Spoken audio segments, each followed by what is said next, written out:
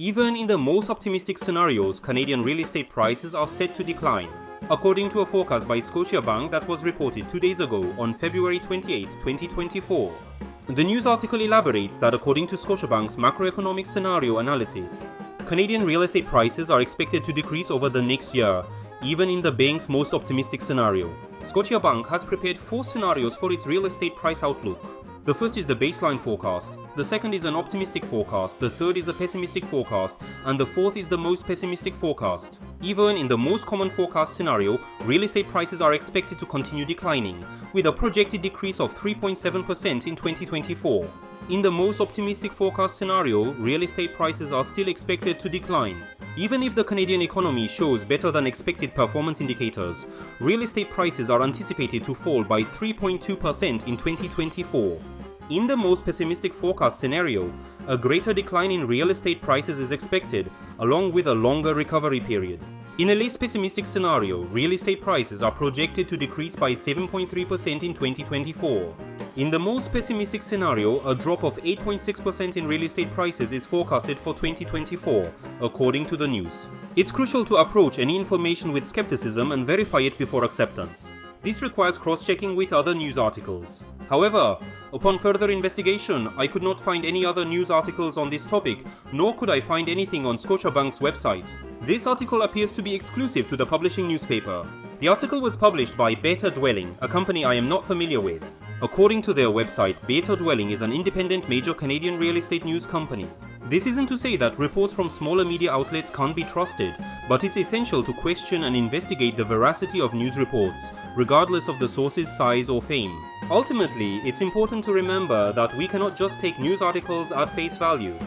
We must cross-verify the facts with other sources to determine the truth. What I found next was Scotiabank's first quarter report for 2024, sent to shareholders on February 27, 2024. The report, 84 pages long, took considerable time to read through. In this report, shareholders, who are essentially the owners of the corporation, are provided with critical insights. The bank's external forecasts differ significantly from this shareholder report, which contains crucial information since the law requires accurate forecast dissemination to shareholders. The content related to our earlier news article discussion is present in this report, though not in narrative form but rather in tables. This explains why other media have not yet reported on it, and only Better Dwelling has published an article. The journalist from this real estate news company appears to be very astute. The report outlines that the Canadian economic indicators are better than expected and that the Bank of Canada is anticipated to cut the policy interest rate by 0.75% this year. It presents 4 scenarios with forecasts on various economic indicators, including GDP, CPI, unemployment rate, target overnight rate, real estate price index, and the US-Canada exchange rate. I have created graphs for easy visualization of the forecasts.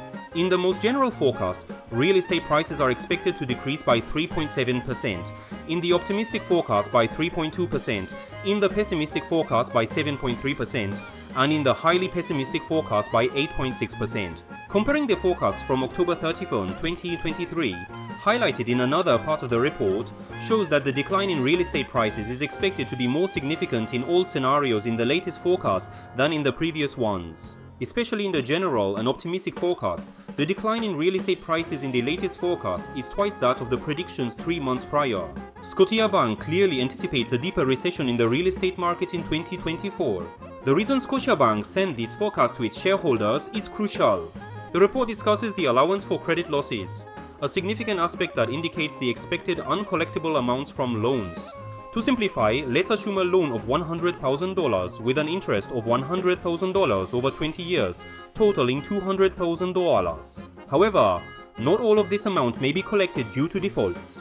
Assuming $20,000, 10% of the total might not be collectible, the bank expects to collect $180,000 over 20 years. This $20,000, which is uncollectible amount, is the allowance. This concept of allowance is crucial for accounting purposes and helps shareholders make informed decisions. The Scotiabank report thus aims to inform shareholders about the bank's resilience in light of potential economic changes based on the amount of loans and the expected defaults. Therefore, the allowance part is particularly important. A comparison of allowance figures shows a slight decrease in January 2024 compared to November 2023, indicating a minor reduction in expected uncollectible loan amounts. Looking at the trend of allowance from November 2022 to January 2024 shows a significant increase, indicating an expectation of higher default rates, contrary to the trend of reducing loan sizes and stricter loan evaluations by banks. This suggests that Scotia Bank predicts an increase in loan delinquencies even as loan sizes are reduced.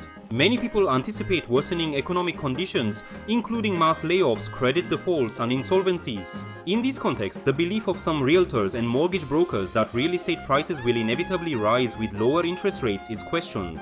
Can we really be sure that interest rates will definitely fall and real estate prices will surely rise? I sincerely hope for lower interest rates and rising real estate prices, for the sake of preventing Canada's downfall and sparing its citizens further harm. That concludes today's discussion. It is the end. Goodbye.